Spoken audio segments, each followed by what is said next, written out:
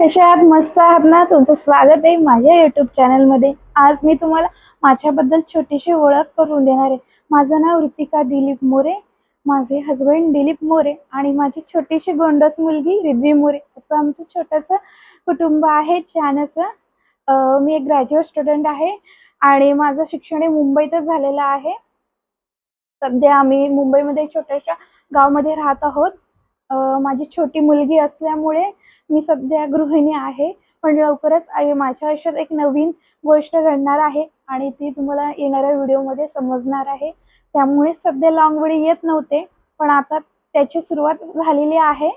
आज आपण बोलणार स्मार्ट वुमन म्हणजे काय आणि आपल्याला स्मार्ट का बनायचं आहे, त्यासाठी काय काय करावं लागेल. स्मार्ट बनणं काही सोपं नाही आणि ती ही लगेच होणारी गोष्ट नाही.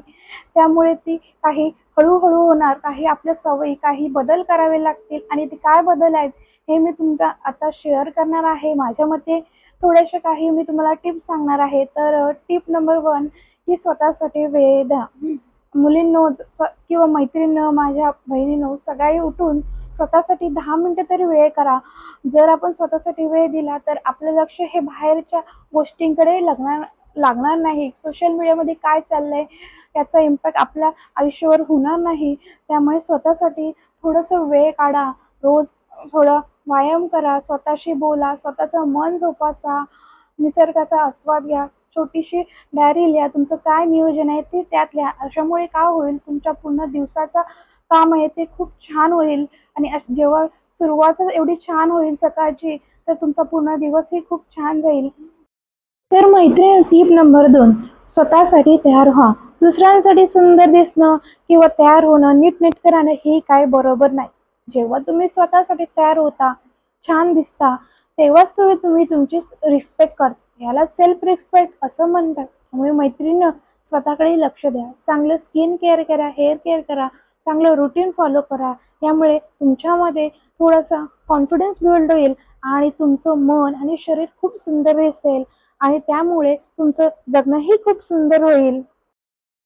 टिप नंबर 3, पूर्वतयारी. कुठल्याही गोष्टीची पूर्वतयारी खूप फायदेशीर ठरते. याचा फायदा तुम्हाला त्या कामामध्ये होतो आणि तुमचा वेळही वाचतो. त्यामुळे पूर्वतयारी मैत्रिणी करायला शिका. पूर्वतयारी हा एक इम्पॉर्टंट फॅक्टर आहे. तो तुमच्या आयुष्यात खूप मोठा रोल प्ले करतो. त्यामुळे तुम्हाला कुठल्याही क्षेत्रात जायचं असेल किंवा साधं किचनमध्ये, तरी पूर्वतयारी केली पाहिजे. यामुळे तुमचा वेळ वाचतो, डोक्यातली ताण कमी होतो आणि त्यामुळे तुमचं कामही छान प्रकारे होतं आणि तुमचं मनही शांत होतं. अशा प्रकारे मी इथे एक कंटेनर घेतले आहे. त्यामध्ये मला जे काही रोजच्या जेवणात वस्तू लागतात ते मी अशा स्वच्छ करून मस्त सेपरेट करून त्यामध्ये ठेवत आहे. जेणेकरून मला जेव्हाही काही बनवायचं असेल तर त्या वस्तू मला इझिली अवेलेबल होतात.